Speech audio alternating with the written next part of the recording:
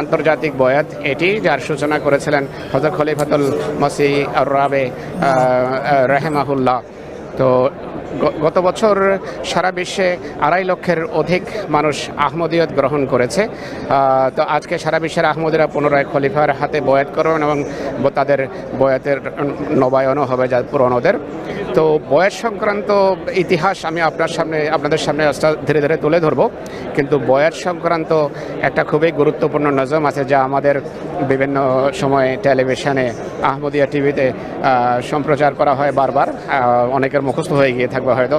কিন্তু আজকে আমাদের সৌভাগ্য হলো যে এই পরম মুহূর্তে, এই মূল্যবান মুহূর্তে আমাদের সামনে এই নজমের মূল সুরকার গায়ক জনাব ইসমাতুল্লাহ সাহেব উপস্থিত আছেন। তিনি আপনাদেরকে সেটি লাইভ শোনাবেন। ইসমাতুল্লাহ সাহেব, আপনি অনুগ্রহ করে সেই প্রসিদ্ধ নজমটি দর্শকদের উদ্দেশ্যে গিয়ে শোনান। अस्सलामु अलैकुम रहमतुल्लाहि व बरकातुहू। बिस्मिल्लाहिर रहमानिर रहीम। ये बैत नहीं है, ये सौदा है दिल का, जहाँ में नहीं है कोई भूल इसका,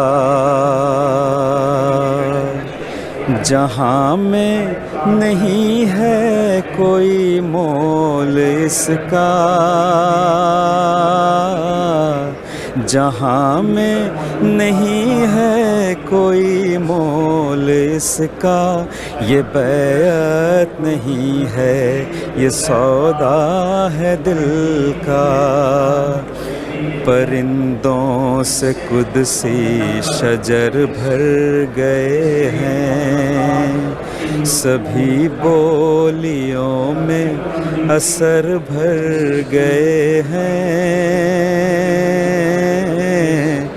परिंदों से कुदसी शजर भर गए हैं, सभी बोलियों में असर भर गए हैं। उठा शोर तौहीद इस शान से फिर, उठा शोर तौहीद इस शान से फिर। फलक भर गया, बहर भर गए हैं, ये बैत नहीं है, ये सौदा है दिल का, जहाँ में नहीं है कोई मोल इसका।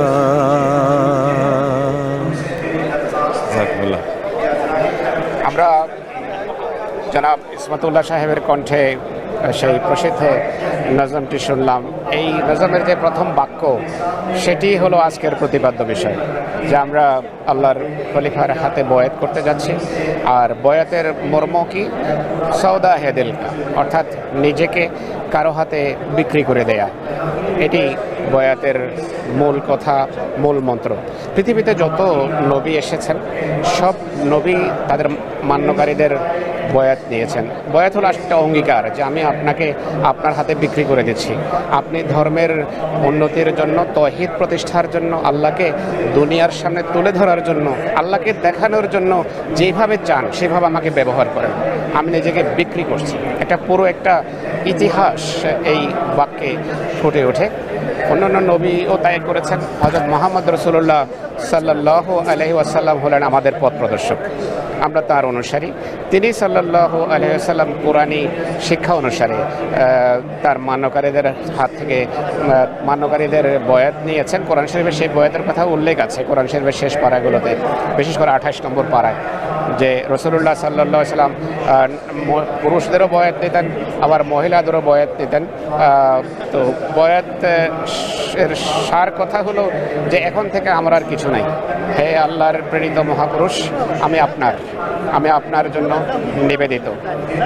আমি অঙ্গীকার করছি যে আমার যা কিছু আছে সর্বস্ব আমি উজাড় করে দিচ্ছি, আপনি সেটি যেভাবে চান সেভাবে খোদার ধর্মের প্রচার এবং প্রসারের জন্য ব্যবহার করেন। হজরত মসিহে মউদ আলাইহিস সালাতু ওয়াস সালাম যখন মুহাম্মদ সাল্লাল্লাহু আলাইহি ওয়াসাল্লামের ভবিষ্যৎবাণী অনুযায়ী পৃথিবীতে আসেন গুরুজি মোহাম্মদ হয়ে, তিনি পৃথিবীর সামনে ইসলামের যে দৈন্যদশা সেটি পরিষ্কারভাবে তুলে ধরেন। ইসলামের উপর যে হামলা হচ্ছিল চতুর্দিক থেকে সেইগুলো তিনি সেইগুলো তিনি অবনোদন করেন, খণ্ডন করেন এবং ইসলামের সেবা যখন করছিলেন আর আপত্তির খণ্ডন করছিলেন। আর্যদের, খ্রিস্টানদের, নাস্তিকদের সকল শ্রেণীর মানুষ ইসলামকে নিশ্চিহ্ন করার জন্য তখন কাজ করছিল। তো হজরত মসিহ মউদ আলাইহিস সালাতু ওয়াস সালামের ইসলাম সেবা দেখে অনেকেই তখন বলেছিল আপনি আমাদের বয়াত নেন। মসিহ সাহেব প্রাথমিকভাবে যতক্ষণ পর্যন্ত তিনি বলেছেন লাস্তু বে মামুর, আমি এখনও প্রত্যাদিষ্ট হইনি। তিনি বললেন আমি এখন আপনাদের বয়াত নিতে পারবো না। এরপর খোদা তাআলার পক্ষ থেকে যখন তিনি আদিষ্ট হন তখন তিনি ঘোষণা দেন যে এখন যারা বয়াত করতে চায় তারা আসতে পারে। আমরা জানি লুধিয়ানাতে প্রথমবার বয়াত হয়েছিল 1889 সনে।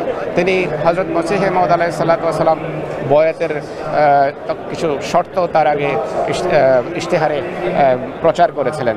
বয়াতের 10টা শর্ত, যে যারা আমার হাতে বয়াত করতে চায় তাদেরকে এই অঙ্গীকার করতে হবে।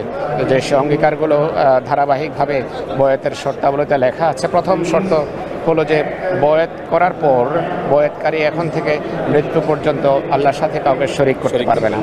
অর্থাৎ আল্লাহর শরিক, আল্লাহর সাথে কাউকে সমকক্ষ দাঁড় করানো, এটি সম্পূর্ণভাবে বয়াতের পরিপন্থী। তারপর এই শর্তাবলীর মাঝে আছে যে আমি চুরি করব না, ব্যভিচার করব না, জেনা করব না এবং সকল প্রকার মানে নৈতিক যে সংস্করণগুলো আছে সেগুলো এড়িয়ে চলবো। হযরত মুহাম্মদ রাসূলুল্লাহ সাল্লাল্লাহু আলাইহি ওয়া আলিহি ওয়াসাল্লামকে খাতামান নবীন হিসাবে সর্বান্তকরণে বিশ্বাস করব। আর এরপর মানবতার প্রতি, মানব জাতির প্রতি আমি সহানুভূতিশীল হব। আমি কোনোভাবে আল্লাহর কোনো সৃষ্টিকে কখনো কষ্ট দেব না, জুলুম করব না, অন্যায় করব না, কারো মনে আঘাত দেব না, আঘাত করব না। আমি তো এই হলো বয়াতের শর্তাবলী। খলিফার সাথে সম্পর্কের কথা তো এবং মসিহ মউদের সাথে সম্পর্কের কথা তো আছেই। ইসমাতুল্লাহ সাহেব, আপনি এই পর্যায়ে দর্শকদের উদ্দেশ্যে যদি অন্য কোনো নজম শোনান, এটা এই অনুষ্ঠানকে আরও প্রাণবন্ত করবে। খুবই সুন্দর একটা মানে উর্দু খেলাফতের উপরই নজম। अल्लाह की एक नेमत उज़्मा है खिलाफत, अल्लाह की एक नेमत उज़्मा है खिलाफत, मोमिन के लिए उर्वाए उसका है खिलाफत, अल्लाह की एक नेमत उज़्मा है खिलाफत। এ ব্যাপারে বাংলাতে বলে দিন এর মানেটা। হ্যাঁ, আপনি খোদা তাআলার একটি অতি মহান নেয়ামত হলো খেলাফত। আর মোমেনদের জন্য এটি একটা এমন একটা হাতল যা কখনো ভাঙার নয়, সেটি অটুট এক হাতল, যেটা ওরওয়ায় উস্কা শব্দের শাব্দিক অর্থ এটি। তো খেলাফতের সাথে আপনি আরও আগাবেন। একটা বাংলা নজম আছে আমার মনে পড়লো খেলাফত সংক্রান্ত। হ্যাঁ, আপনি তো এটা ওই সারা দুনিয়াতে জাগরণের জন্য খেলাফত এসে গেছে এবং খেলাফতের হাতে বয়াত নিয়ে ইমাম মাহদী আলাইহিস সালাম জামাতে জয়েন করা। আপনি খলিফার কথা বললেন, এই সম্পর্কে দু একটা কথা বলে দিই যে আসল যার হাতে এখন বয়াত হবে তিনি খোদার মনোনীত খলিফা, কিছুক্ষণের ভিতর আসতে যাচ্ছেন। আর এই খলিফা সম্পর্কে ইমাম মাহদীর মাধ্যমে যে খেলাফতের সূচনা হওয়ার কথা, সেই কথা কোরআন শরীফের সূরা নূরেই আছে, যেখানে আল্লাহ তাআলা এই প্রতিশ্রুতি দিয়েছেন যে খোদার পক্ষ থেকে প্রেরিত ব্যক্তির মাধ্যমে এই উম্মতে সেইভাবে খেলাফত প্রতিষ্ঠিত হবে যেভাবে পূর্ববর্তীদের মাঝে খেলাফত প্রতিষ্ঠিত হয়েছিল। অর্থাৎ মূসা এবং ঈসার পর যেভাবে খেলাফত প্রতিষ্ঠিত হয়েছে সেইভাবে মুহাম্মদ সাল্লাল্লাহু আলাইহি ওয়াসাল্লামের উম্মতে যে ঈসা আসবেন তার তিরোধানের পরও এখানে খেলাফত প্রতিষ্ঠিত হবে। তো সেই খলিফার সাথে উম্মতের আধ্যাত্মিক জীবনের সম্পর্ক, সেই খলিফার সাথে উম্মতের সকল উন্নতি এবং অগ্রগতির সম্পর্ক। আর আমরা এটা আজকে দেখতে পাচ্ছি, আজকে পৃথিবীতে কোথাও নেতৃত্ব নেই, ঠিক একমাত্র আহমদিয়া মুসলিম জামাতে সেই ঐশী নেতৃত্ব আছে, যার পথ নির্দেশনায় আমরা নিরাপদে সামনে এগিয়ে যাচ্ছি। পৃথিবী খুবই চরম হুমকির সম্মুখীন, কিন্তু খোদা তাআলা আমাদেরকে আধ্যাত্মিক নেতৃত্ব দিয়েছেন। তিনি আমাদেরকে পথ নির্দেশনা দিচ্ছেন যে এই রাস্তা অবলম্বন করো, এই কাজ করো, এই কাজ করো, এটা করো না, এটা করো না, এটা করো না। তো এটি খেলাফতের সাথে সম্পৃক্ত হওয়ার একটা অসাধারণ কল্যাণ। তো আপনি এখন এই খেলাফত সম্পর্কে বাংলায় একটা নজম আছে জাগরণের জন্য। জাগরে নওজোয়ান, জাগরে নওজোয়ান, খেলাফত হতে আসিয়াছে ডাক, জাগরে নওজোয়ান, খেলাফত হতে আসিয়াছে ডাক, জাগরে নওজোয়ান, তোমাদের হাতে আসিবে বিজয়, সাথে আছে রহমান, জাগরে নওজোয়ান, জাগরে নওজোয়ান। আরেকটা আছে যেটা ইমাম মাহদী আলাইহিস সালামের উপরে, কারণ আজ আমরা যে বয়াত করছি ইমাম মাহদী আলাইহিস সালামের হাতেই বয়াত করছি। আমি খেলাফত সম্পর্কে আরেকটু এখানে বলে দিই। এই বয়াতের যে কল্যাণ, বয়াতের যে বরকত, বয়াত যে ক্ষমা নিয়ে আসে খোদা তাআলার পক্ষ থেকে, আমরা দুর্বল। খলিফা সানি এটার উদাহরণ দিয়েছেন যে সাধারণ মানুষ দুর্বল। যেমন একটা ইঞ্জিন যদি সচল থাকে, একটা বগি কিছুটা খারাপ হলেও ইঞ্জিন সেটাকে টেনে নিয়ে যায়। তো আমরা যারা সাধারণ মানুষ, আমরা অনেক দুর্বলতা আছে, অনেক ভ্রান্তি আছে জীবনে, অনেক দুর্বলতার শিকার হই। কিন্তু যখন খেলাফতের সাথে বা আল্লাহর প্রেরিত মহাপুরুষের সাথে এবং তার খলিফাদের সাথে যখন কেউ সম্পৃক্ত হয়, দুর্বলতা সত্ত্বেও তিনি আধ্যাত্মিকতার সোপানে আমাদেরকে উপরে নিয়ে যান।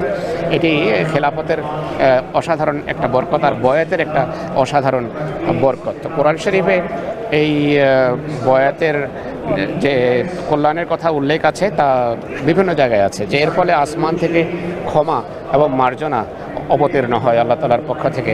যেমন সূরা আলে ইমরানের শেষের দিকে আছে যে আল্লাহ, আমরা দুর্বল, কিন্তু রব্বানা ইন্নানা সামি'না মুনাদিয়ান ইউনাদি লিল ঈমানে, হে আল্লাহ, আমরা তোমার এক পক্ষ থেকে এক ঘোষণাকারীর ঘোষণা শুনেছি, এক মুনাদিকে শুনেছি, আমান্না, আমরা তার প্রতি ঈমান এনেছি। এই জন্য রব্বানা ফাগফির লানা, যে হে আল্লাহ, তাই তুমি আমাদেরকে ক্ষমা করে দাও। ঈমান এনেছি, তাই তুমি আমাদেরকে ক্ষমা করে দাও। আমরা জানি আমাদের দুর্বলতা আছে, কিন্তু তোমার নির্দেশে, তোমার প্রেরিত মহাপুরুষের কাছে নিজেকে বিক্রি করে দিয়েছি।